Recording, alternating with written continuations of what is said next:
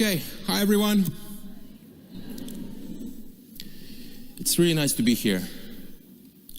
I want to thank everyone for setting this up, for organizing this, for giving me this honorary degree.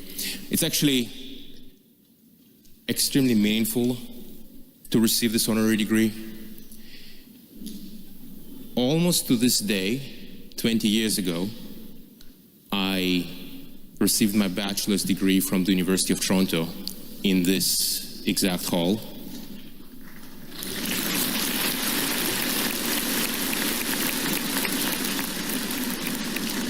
And actually at this point now I have, this would be my fourth degree from the University of Toronto.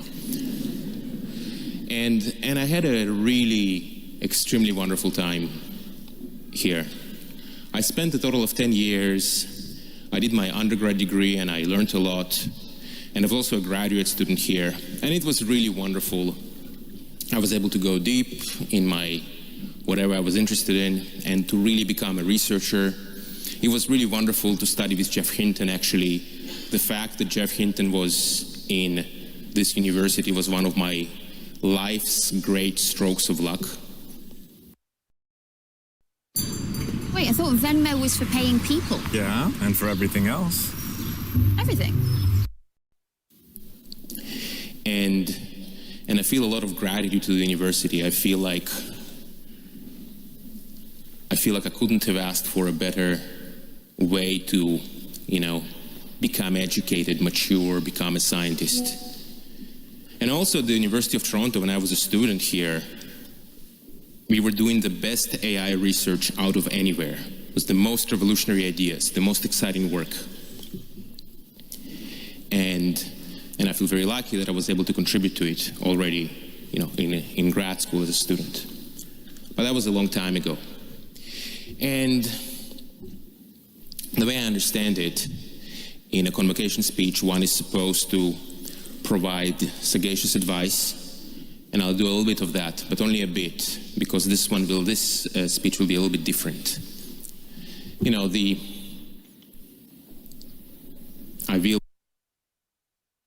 I will offer one bit of a useful state of mind, which, if one adopts it, makes everything much easier, which is to accept reality as it is and to try not to regret the past and try to improve the situation. And the reason I say it is because it's so hard to adopt it. It's so easy to think, like some bad past decision or bad stroke of luck, something happened, something's unfair, and you can just it's so easy to spend so much time thinking like this. While it's just so much better and more productive to say, okay, things are the way they are, what's the next best step? And I find that whenever I do this myself, everything works out so much better. But it's hard, it's a constant struggle with one's emotion. And that's why I mention it to you. Perhaps some of you will adopt it yourself. This is a reminder to adopt this mindset as best as one can. And also a reminder for myself, constant struggle. But this aside, the reason it's not going to be the most conventional convocation speech is because there is something a little different going on. Right now, we all live in the most unusual time ever. And this is something that people might say often, but I think it's actually true this time. And the reason it's true this time is because of AI, right? Obviously. I mean, from what I hear, the AI of today has already changed what it means to be a student by a pretty considerable degree. That's what I sense, and I think it's true. But of course, the impact of AI goes beyond that. What happens to the kind of work we do? Well, it's starting to change a little bit in some unknown and unpredictable ways. And some work may feel it sooner, some work might feel it later. With today's AI, you can go on Twitter and you can look at what AI can do and what people say. And you might feel a little bit of that. You wonder, hey, which skills are useful, which ones will be less useful. So you got these questions going on. And so you can say that the current level of challenge is how will it affect work and our careers. But the real challenge with AI is that it's really unprecedented and really extreme, and it's going to be very different in the future compared to the way it is today.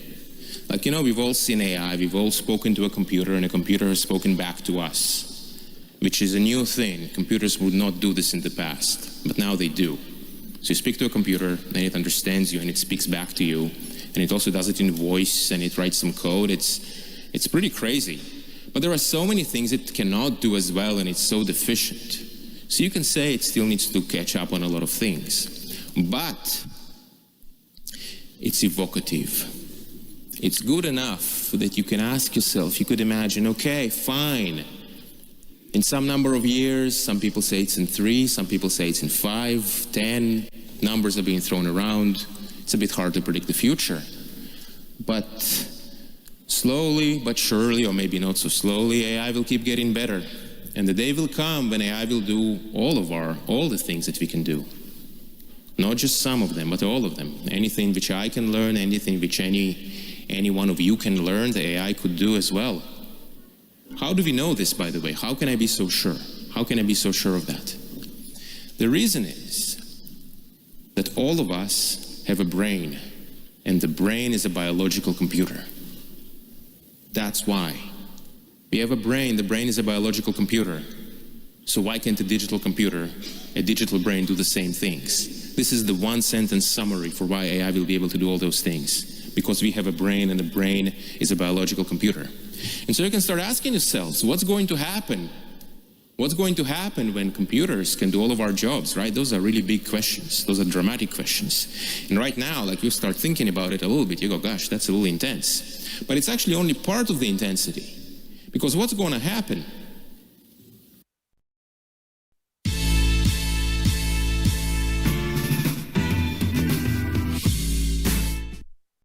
Booking.com has all kinds of stays, because some love a sunny resort, others not. What will we, the collective we, want to use these AIs for? Do more work, grow the economy, do R&D, do AI research, so then the rate of progress will become really extremely fast, for some time at least. These are such extreme things. These are such unimaginable things.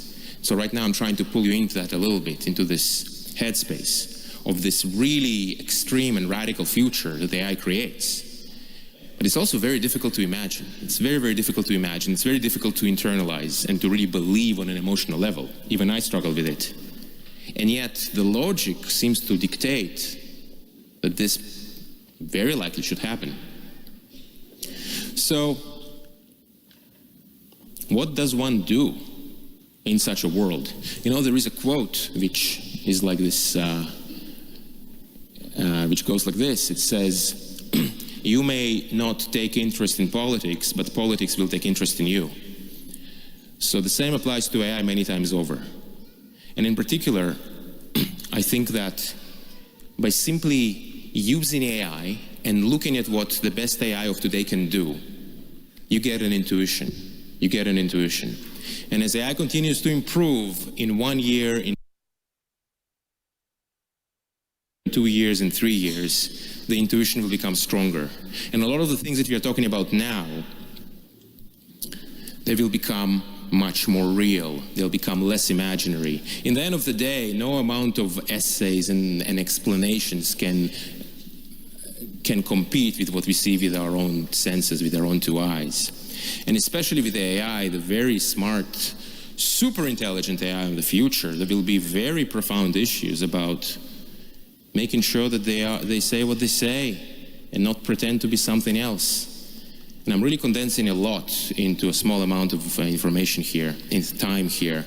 But overall, by simply looking at what AI can do, not ignoring it, when the time comes, that will generate the energy that's required to overcome the huge challenge that AI will pose. And the challenge that AI poses, in some sense, is the greatest challenge of humanity ever. And overcoming it will also bring the greatest reward. And in some sense, whether you like it or not, your life is going to be affected by AI to a great extent. And so looking at it, paying attention, and then generating the energy to solve the problems that will come up, that's going to be the main thing. And I'll stop here. Thank you so much.